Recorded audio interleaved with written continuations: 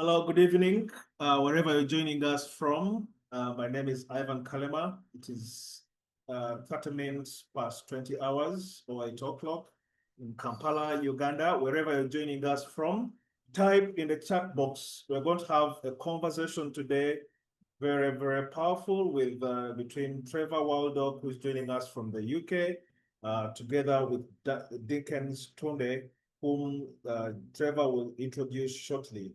Ladies and gentlemen, let us welcome Trevor Waldock with a hand clap and a virtual standing ovation. Thank you.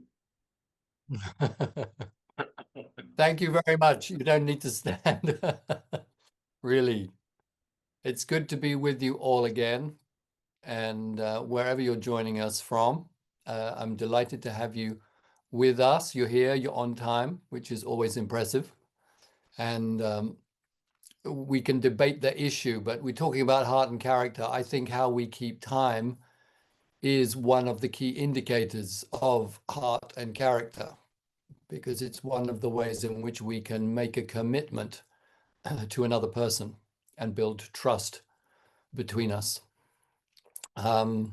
So this week is session 5 of the Masterclass of the Youth Compass Project. And as every week, I spend the first 5 minutes just explaining again, what are we doing here?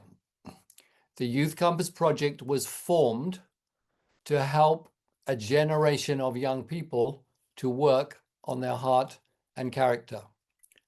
If you look at the history of leadership, most leaders never fail because of lack of a university education or because of lack of skill. All of the major failures in leadership are failures of heart and character. Somebody once said that your gifts or your talents can only take you as high as your character will hold you. Some people fly very high and they become overnight stars, or they seem to make loads of money or make a great name and impression. So their talents fly high, but their heart and character flies low. And at some point, that's what happens every time, because the pressures of life will always reveal the cracks in our heart and character. And it happens all the time. However much I work on my heart and character, I can walk out of my study and say something in the wrong tone of voice or something and set up some tension with my wife. And then we have to have a deep conversation to resolve that. Now, that's an issue of heart and character. We're dealing with these things all the time, and we're impacting people all the time. I always used to say with emerging leaders, and I used to hold the handle of a door when I said it, I said, who walks through the door first when you come through? And the answer is your heart and your character, because that's what people see. They can smell you out in your heart and character before you even get through the door, because we carry this energy, this influence, all of us. And people tune in and they read it and they trust us, or they don't trust us. So the Youth Compass Project, I took the work of all the qualities of Nelson Mandela, who was a famous global elder, and I realized that we can learn all of these qualities in our own life. There will only be one Nelson Mandela. He had a unique calling in this world at a unique time. But every one of us can become our own unique version of Nelson Mandela by working on our heart and character. So important was this issue to Nelson Mandela that even when he was in prison for 27 years, he spent 20 minutes a day just carrying out an audit on his own heart and character. What did he like? What did he not like? Where did he see the weeds growing in his own heart and character? Where did he need to apologize? Where did he need to change? It was central to the man that he became. I'm going to share my screen quickly, remind you of how, for some of you who are new for the first time, to remind you how you get into the Youth Compass Project. So this is week 4 of the masterclass, and we're looking at challenge 8 of the challenges on courage. How does it actually work? When you go onto the Youth Compass website, and you can see at the top of that white page, it says youthcompassproject.com. You go to that website, you click on there, and you will see this page. All right, that's the first page you will see. Underneath that picture is this picture, and you see there is an arrow in the middle of it, which means it's a short video. It's only 2 minutes long. Click on that, and it will introduce you to the Youth Compass Project. When you've watched the video and can see what it's about, under that picture, there is a button that says Start the Youth Compass Project. You then click on that. Once you clicked on that, it takes you into this page. It says Create a New Account. Now, this is free, all right? There is no charge for any young person anywhere in the world, but you do need to sign in. And so I've just put in the red, I've just invented a name and an email address and a password. So you need to put your name in, your email, and get that clear, the email, and then invent a password. Once you do that, you can then click on sign up and you're in. You're into the Youth Compass Project. So once you're inside, you will see the Youth Compass Project has these 6 different modules. And the preparation looks at introducing the Youth Compass Project, how you can do it on your own or with a group, how you could find a sponsoring elder to work with you. And it says a little bit about Mandela's life. And then module 2, 3, and 4, and 5, we look at 22 qualities of heart and character for you to work on. The important thing about the Youth Compass Project is it's not a once-off course. I am 68 years old and I'm still having to work on my heart and character every single day of my life. What we're trying to get you into is a process of lifelong learning. So when you finish the whole program, come back in 6 months and do it again, and again in 12 months, and again in 18 months, because we have to keep on building these muscles. Because if we don't, our heart and character, it gets weaker. So in week 1 of this masterclass, we did an introduction from module 1. In week up till now, we've been looking at module 2, your motivations. And now we're looking at your strengths. And you see module 2, last week we looked at purpose. I got a red circle around that. And this week, if you see under module 3, which is where we now are, I've chosen the subject of courage. So you click on courage, and what you see on the right-hand side, you see an explanation. Let me show it this way. Each challenge has number 1, it has an explanation video. So that's me talking for 2 or 3 minutes about this particular challenge. Under that, then there is a written explanation. The written explanation is a few pages of me just writing about that particular challenge. So if you're working on your own, play the video and read the explanation. If you're in a small group of people, either all gathered around one smartphone or one laptop, play the video, and you can print off the explanation so everybody has a printed copy. And they'll build up their own book on heart and character over the weeks. So number 3, you get a set of questions to think about. And then number 4, there is a place for you to log or enter and keep your reflections. So I encourage that all the way through. Have a journal or some kind of book where you keep on putting reflections about what happened to you today, what was the challenge, what did you do, what did you learn, where did you fail, where did it go wrong, what did you learn, what will you do differently tomorrow?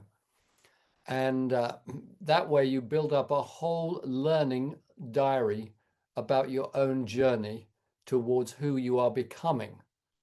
And the destination, a person who loves, and love means that you live a life that goes beyond yourself.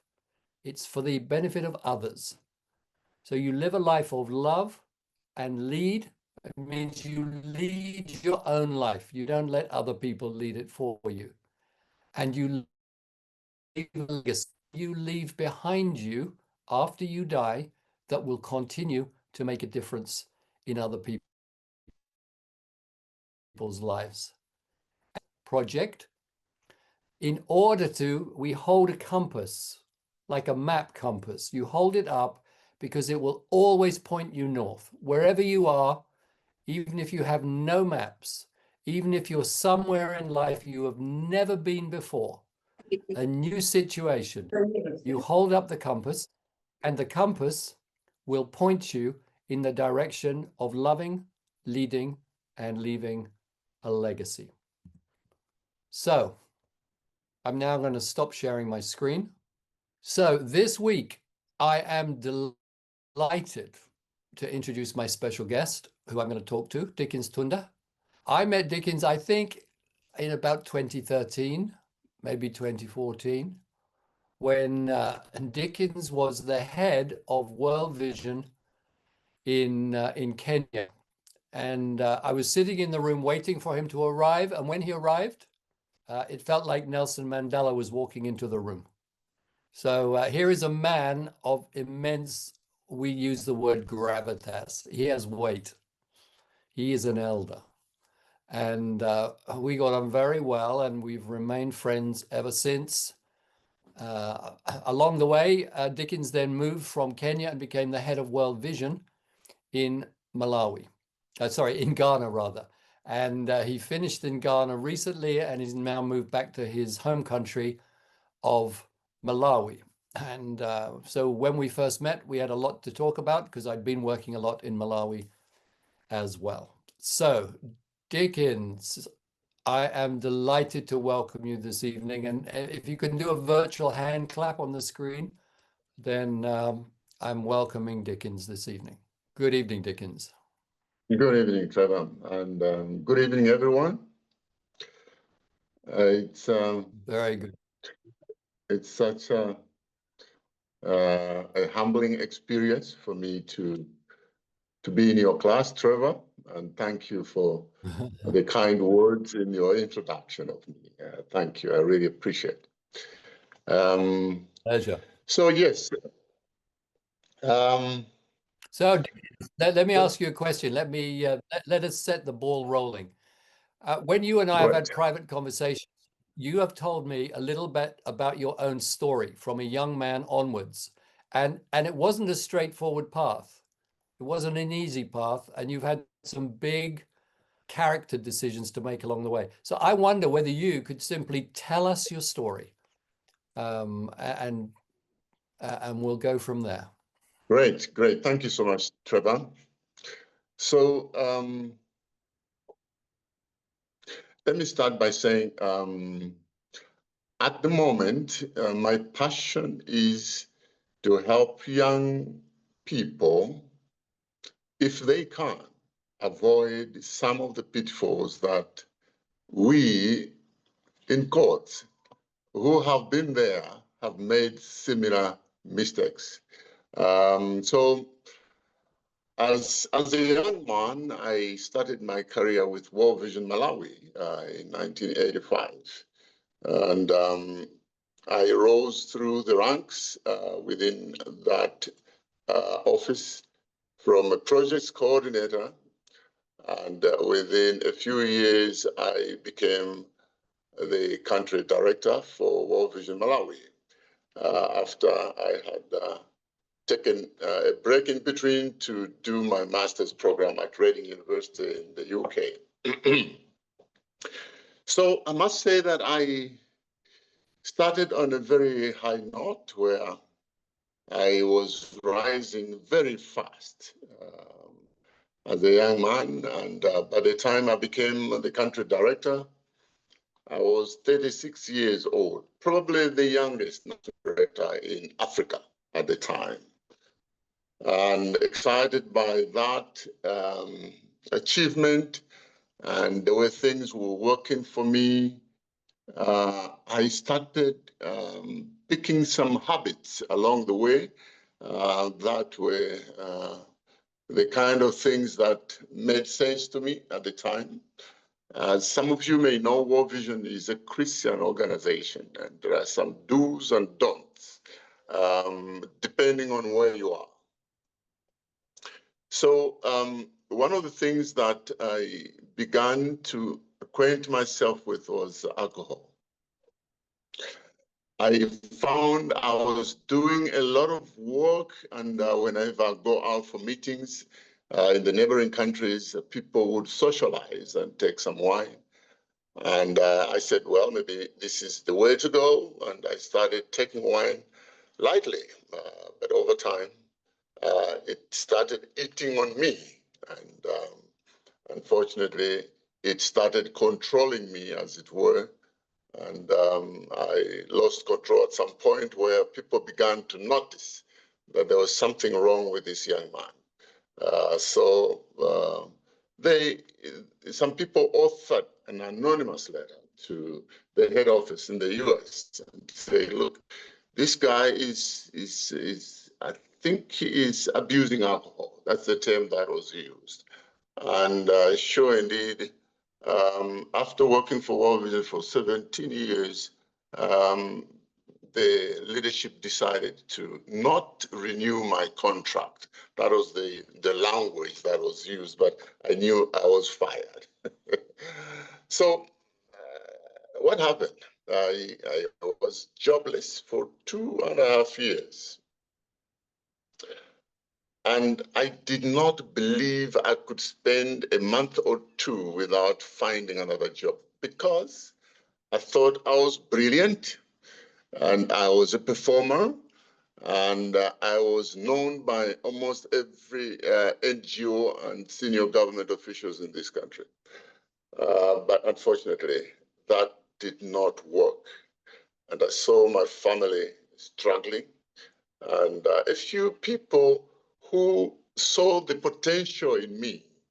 When I read from Trevor and hear his narrative of how he is approaching leadership, I think these people were acting elders for me, because they came together and said, look, we don't like what we're seeing in Dickens now.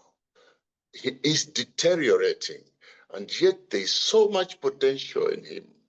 So colleagues from Australia, US, and South Africa, and Malawi pulled some resources together, and they came with a suggestion to me and said, Dickens, we have a proposal for you. Would you consider rehabilitation? Now, that term to me was too unfamiliar. I mean, I had only known of Land Rovers that needed rehabilitation in my country, and not a human being. So I dodged the question, and I said, well, I don't think I have come to that level. I don't think I can take that. So I said no to that. Second time, third time, I gave it a serious thought. And I said, look, guys, let's go for it. And they sent me to South Africa, at the Riverfield, where I did my rehabilitation. And I must say that I didn't anticipate what I went through there. But before long, I was able to come to my senses and say, look, I think this is the right decision I made, that I came. And the thing that really helped me most during that time was that I had, for the first time, taken a closer look at myself. You know, all the years I was busy running up and down, doing all manner of things. And the one thing that I didn't do was to meet Dickens.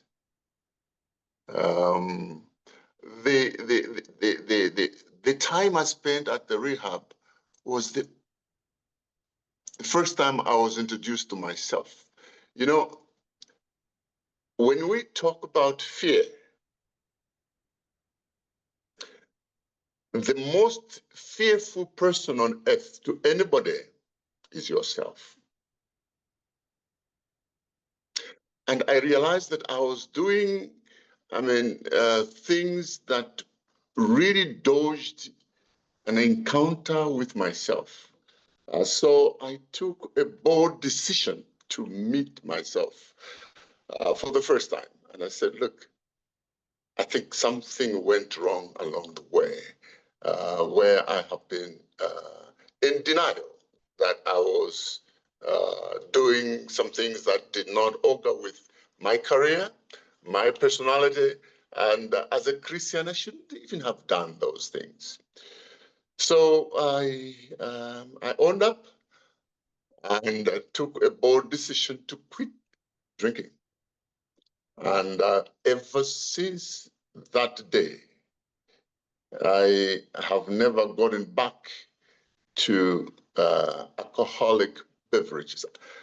Please get me right. I'm not saying alcohol is bad in its totality, but I'm saying if you lose control over alcohol, then there's a problem. And that's what I found myself in. So after I finished that assignment, it was about 2 weeks, I came home, and one of the things that I did was I gathered some courage and decided to write emails to the people that actually sent the anonymous letter to the head office. And I said, thank you. Thank you because you don't know what you did by having me fired as a national director of World Vision Malawi. That was the best thing that ever happened to me because you have brought me to my senses. I could never have met myself if I had continued in that employment. Perhaps the worst that could have happened, I could have killed myself or I could have died in a car accident. So thank you. Thank you. Thank you for bringing me to myself. And that shocked those people that received my messages. And the way they came back was, well, thank you, Dickens, that instead of hating me for what I did, have turned the story into something that you are proud of. And I'm beginning to feel like perhaps it was God that used me to have acted that way. Now, that set me on another path altogether. And it sent shockwaves to those around me because they were seeing a different person. And it was the same organization actually that came back to me and said, look, Dickens, where are you? And that time I was doing some consulting work in Lesotho, Swaziland. And can we have a talk? And they brought me back to World Vision. Now this time, I was working for the international office as a director of strategy to support national offices develop strategic plans. And that job took me to Nairobi, where I worked in the region for 4 years. And later on, I became national director in World Vision Kenya. And that's when I met with Trevor. And we have talked with Trevor ever since. Now, talking about character and your qualities and aptitude, if I had not dealt with my character, I kept reflecting when I was in Nairobi. I said, if I had found this job in Nairobi when I was the old version of myself, given the nature of life in Nairobi, I think I would not have survived Nairobi because the kind of life in Nairobi, if you want to pretend you have traveled to Kampala, when you are in Nairobi, you could actually disappear for a week and nobody will trace you. It's not like Malawi where everywhere you go, they will notice you. But in Nairobi, and I said, if I had come the old version of Dickens with all that character flaws, I don't think I would have survived Nairobi. But while I was still there, people began to notice that there is great potential in this gentleman. And before I even finished my my contract with World Vision Kenya, I was invited to go to Ethiopia to provide leadership to that office. You know, Ethiopia, some of you may know, that country was never colonized. And the same is true for World Vision. World Vision has been working in Ethiopia for many years, and it was always the local national directors leading that entity.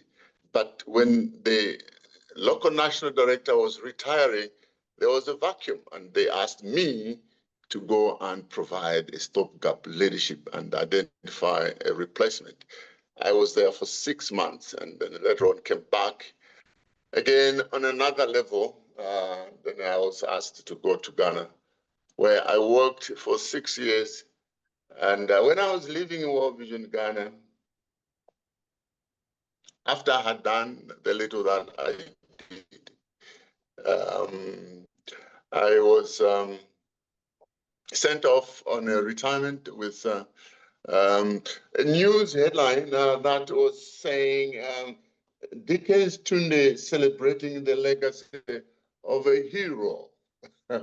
And this is somebody who had started at a very low note, and I even lost a job in between.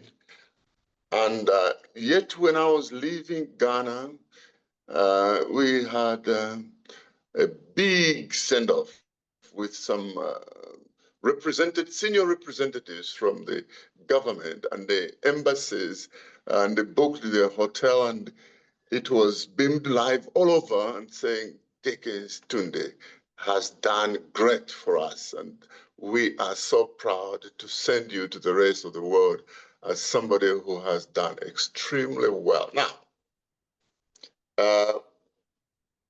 could this have happened if I had not dealt with my character? The answer is no. No. Was this a different Dickens? Perhaps yes and no.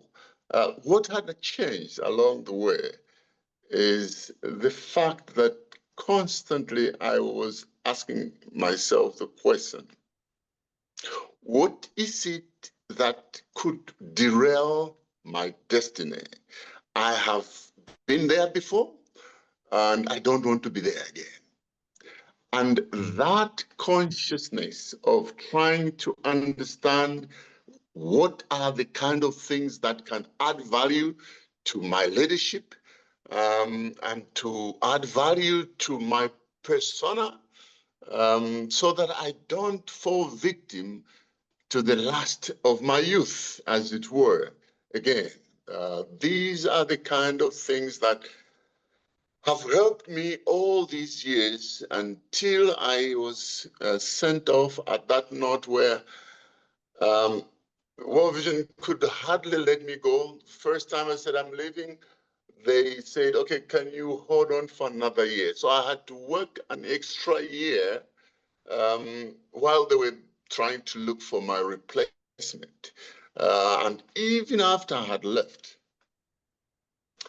my boss, the regional leader for West Africa, asked me to do another assignment while I have left the organization, to be a coach and a mentor of the young national directors so that I can provide leadership support to them.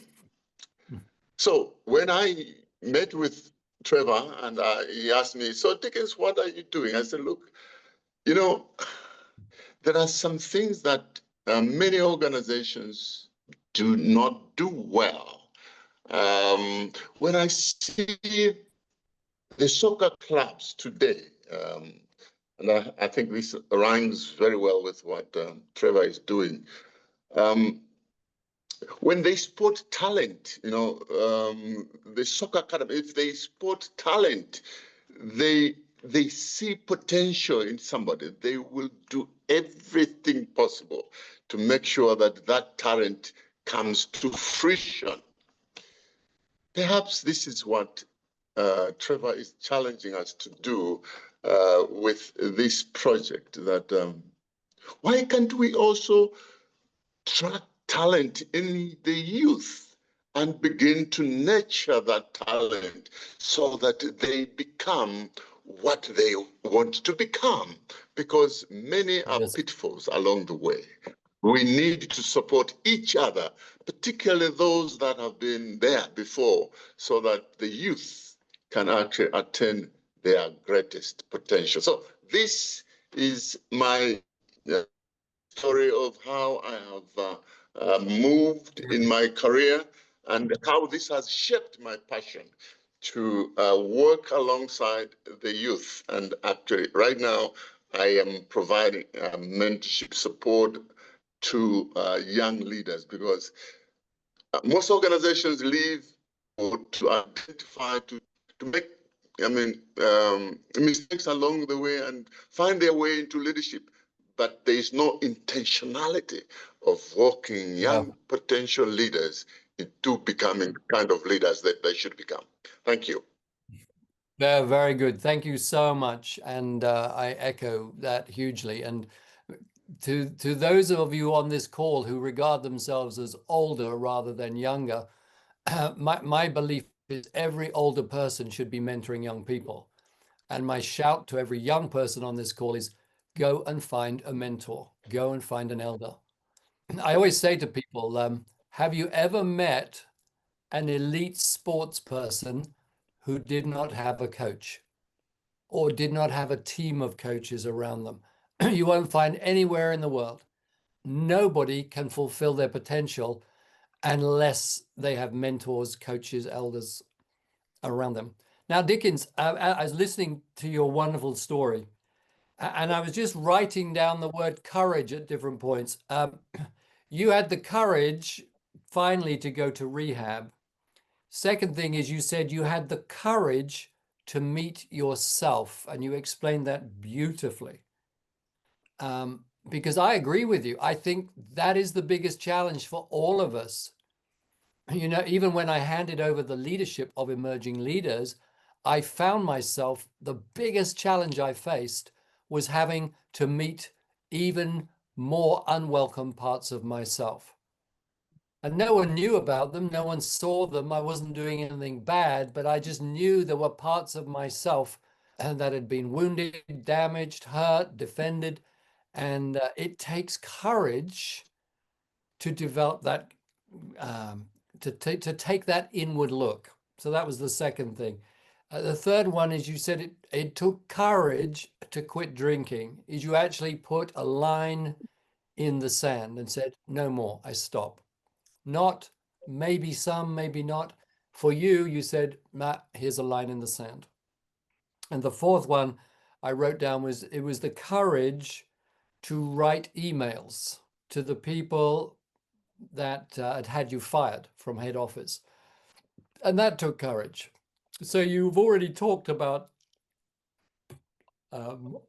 different areas of courage. So I've got a couple of questions here. So one is, let's just reflect back on your story. So are there any other areas where you think courage was vital to your life and leadership journey? And the second question with that is, how did you develop that courage in your life? How have you developed it? Great, great. So perhaps let me back off a little bit and then unpack this other reflection with regard to courage. You know, when you asked me to speak on this, I said, you know, in my journey, I've discovered that courage can be boldness. Courage can be defined as boldness, but also courage can also be humility. You know, if you are courageous enough, you will be willing to be humble. Mm. Because sometimes, you know, even my story, when I have told my story to a number of people, staff, I do that with a lot of humility, not a spirit of show off, but a lot of humility. But that humility is courage, you know, courage to speak on your shortfalls, your weaknesses to your staff. That humility is courage. And I've done that severally. And on the contrary, people have come back to me and say, wow, you mean you can tell that story of yourself? It's easier done if you're talking about somebody else. But the fact that you can be so humble enough to speak about your story where you failed, you know, that is courage, you know. And I've said again, when I went to World Vision Ghana, I told the board, if you're looking for a leader who has not failed, then I'm out. Mm. Because I'm a leader who has failed before. And that, to me, is also a sign of courage, that I'm becoming vulnerable to those around me, but yet it brings out positive results. So that is another time when I felt like, you know, courage sometimes requires boldness, and sometimes it requires humility, boldness to say, look, enough is enough. This has to be like this, you know. So, Trevor, yeah, I mean, this is something that continues to speak to me in terms of the moments that I have had to take courage and speak out, and again, the times when I have been humble enough to own up my mistakes and then, share my vulnerabilities with people, and in so doing, people have found it inspiring. Great. Well, thank you. So if you were to, in one of your mentoring sessions, give advice to a young person who says to you, Dickens, so how do I develop courage? What practical things can I do to develop courage in my life? What would you say? So, like I said earlier on, the most important thing is to be yourself. Mm-hmm. To be yourself. A lot of times people are in denial of themselves. And whenever we are in a group, we tend to want to portray a picture of who we are not. And that is the biggest mistake for most people. It's better you present yourself where you are, so that others can help you from where you are. But once you begin to externalize error or mistakes and present yourself as a Puritan, then you will not receive the eldership support that we are talking about, because it will be misdirected. But owning up who you are is the first greatest step to becoming a great leader, as it were. So, unfortunately, when I'm speaking to young people, I keep saying, you know, when you are young, even in marriage, when you have just married each other, there's some degree of pretense of trying to be the best you can and avoid your shortfalls being discovered, as it were. And when you are young, you don't want to say things as they are. And this is now something that I find myself enjoying most as I'm growing up. I find I'm free to speak the things as they are. And oftentimes young people, they giggle. It's true, but they can't say it. So be yourself. Be yourself. I mean, that's, for me, that's just, be yourself. I mean, don't pretend, because pretense doesn't get anybody anywhere. Wow, thank you. So just one last area to explore is there are so many areas where a young person faces a challenge towards courage. I'm thinking in our first week when I interviewed Peter, he said, and Peter can remind us in the chat box, but it was somewhere between 7 and 9. A young person in Nairobi witnesses between 7 and 9 acts of corruption. Was it a day or a week, Peter? You can put it in the chat box. But there's pressure all the time to conform to the pressure around to be corrupt. I was asked to speak in Zambia once to a bunch of businessmen, and the talk I was given to these business leaders was how to do business without corruption. And once I started and we had a coffee break, they were all laughing at me. And I said, "What's the joke?" And they said, "We gave you an impossible task," because they said it's impossible to do business here without corruption. So young people are facing these challenges around corruption. And the other one that I notice is the courage to speak truth to power. And we see that very much in the world right now. Is there are things going on around us that are just not good. And how does a young person have the courage to speak truth to power? So I just wonder whether you could talk about how a young person deals with these kind of cultural pressures to live in fear rather than courage. Right. Yeah, I mean, you are hitting on very practical issues that confront young people, and not just young people, even senior citizens, the temptations, the peer pressure, and the Gen Z's biggest challenge, I mean, related to what we're saying, is that process has become irrelevant. We want quick fix, quick results. And anything that can produce quick results to a young person is much more attractive than to be sent to go through a right-through process that produces character.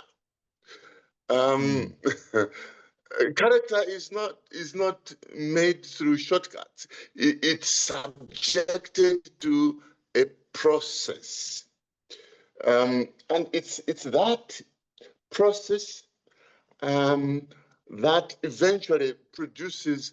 I mean, Trevor, I've shared this character and then credibility. I mean, credibility is a summation of your competences, your accomplishments, and your sustained character over time. And once you have that credibility, Trevor, I keep telling young people, you will stop looking for a job, but jobs will then begin to look for you because you have built a solid credibility. I mean, you don't have to justify. If somebody can say, can vouch, I mean, if you want to hire Trevor, I can vouch. He is this. And you are saying that because you have observed the person over time and there has been consistency. And that is what each and young person should be vying for, to make sure that they have something that lasts, because these quick wins, they normally don't last. And we have numerous examples of people that have taken shortcuts and their end has not been that good. Wow, listen, thank you so much for giving time this evening, Dickens. I really appreciate it. I really appreciate your clarity. I appreciate you, and I appreciate your example. And we're recording this, so everybody, you can share this interview with Dickens with as many people as you can, and let us spread some of this to other people. So thank you, Dickens. Really, really appreciate you being with us this evening. I'm just going to spend the last few minutes. A pleasure. I'm going to spend the last few minutes just doing a summary to come back to the Youth Compass project, just around the issue of character. And so just a few thoughts here. Nelson Mandela said, I learned that courage was not the absence of fear, but the triumph over it. The brave person is not he or she who does not feel afraid, but he or she who conquers that fear. So we feel fear, but courage is we step through it, we step beyond it. And let me just talk about some types of courage. You know, there's physical courage that we sometimes have to use. I don't know whether he's still on. My friend Emmanuel from Rwanda was here this evening, and Emmanuel lives in his wheelchair. He shows physical courage to me every single day of his life. And the courage even to stop drinking is an act of physical courage, as in to treat your body differently. Then there's mental courage, tough thinking, emotional courage. So emotional courage is what Dickens describes when he said, I chose to look at myself. That takes emotional courage. Relational courage, choosing to have the difficult conversations. Social courage, the courage to deal with those pressures around us in our culture. Skills courage, the courage to go on learning, even basic skills. It takes courage, and I know that. I'm learning a whole new skill at the moment. I've chosen to. And wow, it takes courage to keep going, just learning the skill. And I want to give up many weeks, but it takes courage to keep going. And then moral courage, which is what we're talking about so much with the Youth Compass Project. So there's types of courage. And this quote from William Churchill, he said, courage is rightly valued as the first of all human qualities because it is the quality that guarantees all the others. So courage sits under everything you do. Choosing to make a different decision requires courage. Everything requires courage. I made a huge list here. It takes courage to speak up. It takes courage to hold your ground under pressure. It takes courage to do the right thing and suffer the consequences. It takes courage to live with so many conflicting emotions inside you and yet keep on doing the right thing. It takes courage to take a fearless moral inventory of yourself. It takes courage to admit your vulnerabilities and weaknesses. It takes courage to look at your ego-centeredness in the eye. It takes courage to face up to your own fragilities and insecurities. It takes courage to speak truth to power. It takes courage to learn to think and act for yourself and not just be dependent on others. It takes courage to persist and not give up. Resilience needs courage. It takes courage to stand up again after failure. It takes courage to hold on during a crisis until it passes. It takes courage to start something new. It takes courage to speak up when you know people will disagree with you. It takes courage to apologize. It takes courage to forgive. It takes courage to make that phone call to ask for help. It takes courage to go and see a therapist. It takes courage to weed the garden of our own character every day. It takes courage to do something for someone else when there is no reward. It takes courage to fight for justice. It takes courage to fight for human rights. It takes courage to say no. It takes courage to step outside our comfort zone. It takes courage to keep on going when you don't know what you're doing or where you're going. It takes courage to take the next step. It takes courage to do the right thing, even when you risk losing your reputation or a promotion or even a job. Courage is under everything. Number 3, therefore, courage is a muscle. We have to develop it. And I think Dickens has spoken to that very well. You've got to just take steps. You've got to take steps and do it. See it like a muscle. You know, you don't grow fit by looking at a gymnasium. You get fit by going in and picking up the weights. It has to be developed, this muscle of courage to keep fit. And how do we grow our courage? Well, one, I think we can identify it in others. So I look at Dickens, and here's a man of courage. Identify it in others. Look at Mandela. Where did he act in courage? Look at people you know, people that you admire. Identify courage in the people around you. Secondly, identify it in yourself. There will be times when you have taken steps of courage. Just write that down. When did you take a courageous step, even if it was a little one? Build up a little pile of acts of courage that you've already taken, because then you can draw off that as a resource. Third thing is think ahead. You know, it's really interesting. We talk about Martin Luther King and the human rights movement, and they were constantly under threat of their very lives. They needed courage. How did they have the courage? It's because they were trained to be courageous. They would spend evenings, and in that training, they would say, look, if you face this situation, what would you do? Or if this person stopped you in the street to challenge you, what would you say? What would courage look like there? If someone punched you in the face, what would courage look like there? If you disagreed with what someone was saying, what would courage? And they rehearsed it. They actually role played it like little dramas to develop the mental maps of courage inside themselves. And we can do that with each other. You know, when someone says, will you commit an act of corruption? You've got all the examples. You know how it happens. Do some acts of little drama in your youth networks and act it out. Make a list of all the pressures where you're tempted to give into fear, and then do dramas and train yourselves to think ahead and develop the mental pathways of courage.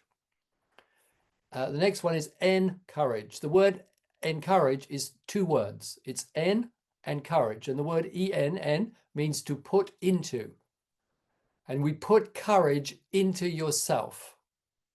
Draw on that own resource of your own past acts of courage and put courage into yourself. And then the last thing is surround yourself with people of courage. People that you can go to and say, I'm feeling tempted. I'm feeling the pressure. I don't agree with what's going on. I don't know how or what to do here. Surround yourself with people of courage. That's why we all need mentors and elders. I still have mentors and elders in my life to this day. So role models of courage, who are they? What do they do? Find out what motivates them. And what does that motivate you to do to develop courage tomorrow? So just some thoughts around courage that you can take into this particular challenge when you're doing this challenge on the Youth Campus project. Okay, so I'm going to stop right there. I'm going to thank Ivan and the team in Uganda again for hosting us, mobilizing us, and making tonight happen. We are profoundly grateful to Ivan and the Uganda team. They make these masterclasses possible. And once again, a huge thank you to Dickens. I really value you and value you giving your time, and look forward to continued conversations as we seek ways of investing and mentoring the youth around us. So thank you once again, Dickens. So next week, we move on and look at a different challenge and a different guest.